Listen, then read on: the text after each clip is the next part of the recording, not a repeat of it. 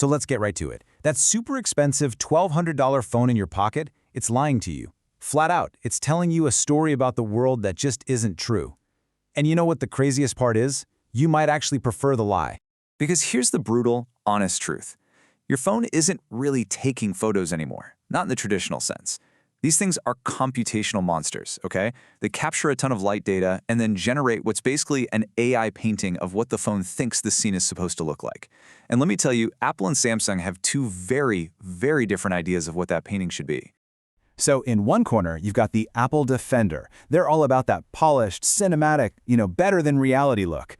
And in the other corner, you have the Android purist, who's demanding photos that are moody, hyper-detailed, and absolutely true to life. Today, we're going to put their philosophies to the ultimate test.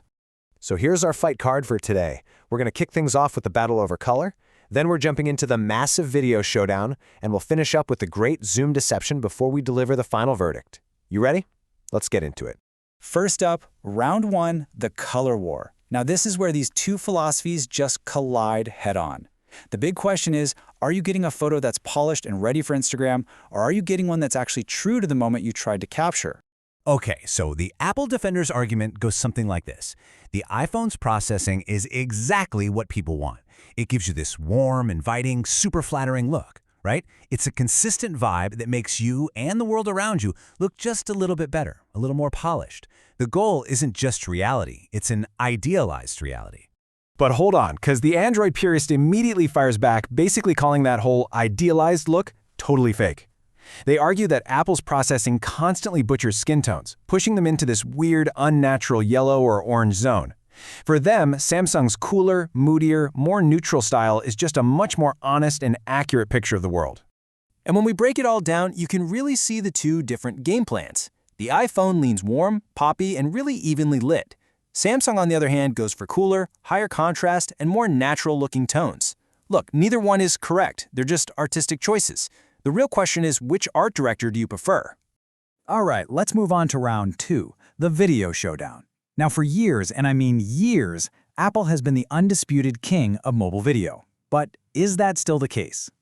I mean, sure. Apple still has that signature buttery smooth transition between lenses. It's kind of their hallmark of a polished experience. But the gap between them and the competition, it is closed. A lot. The king is definitely not sitting so comfortably on its throne anymore. And see, Samsung isn't just playing catch-up anymore. They are innovating like crazy. They are now armed with these insane professional-grade features, like the new APV codec, which is a lossless video format that captures just incredible detail, kind of like Apple's ProRes. And oh yeah, there's the sheer power of 8K video recording. The Galaxy is now a legit challenger for that Pro Video crown. I mean, just look at this. You've got two absolute powerhouses here. Apple is all about those seamless, high-quality cinematic tools. Samsung, though, is just cramming in versatility and raw power, with mind-blowing features like Horizon Lock that can literally keep your video level even if you turn the phone a full 360 degrees. It's wild. And that brings us to our final and maybe the most controversial round of all, the zoom deception. How much of that incredible zoom that they advertise is actually real, and how much is just clever AI trickery? Okay, let's look at the hardware, because this is really important. The iPhone's got a single 4x optical zoom lens. Samsung hits back with a dual telephoto system, a 3x and a powerful 5x optical lens. Now, this hardware difference is key because it gives Samsung the foundation for that insane 100x space zoom. In good lighting, there is simply no debate. Samsung's reach is just way, way better. At 30x zoom, it pulls in details that the iPhone can't even dream of. But this brings up the real question, right? Just because you can zoom in that far, does that mean you should? I mean, how often is that actually useful in real life?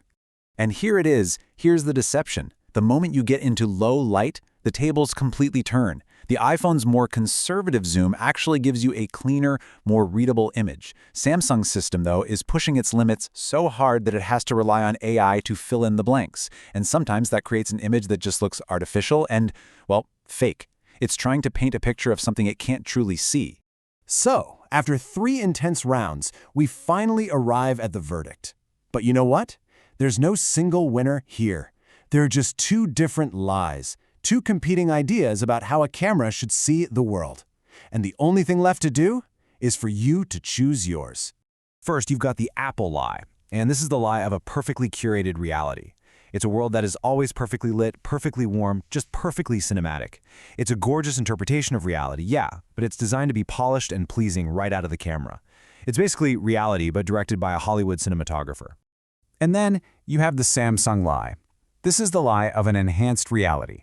It's a world that is super detailed and true to life, sure, but it's a world where you suddenly have superpowers. You can see things from 100 feet away. You can record in stunning 8K, and you can defy the laws of physics with that horizon-locking stabilization. It's reality, but augmented. So you see, there really isn't one truth in photography anymore. There are just different, computationally generated realities. So the only question that really matters now is,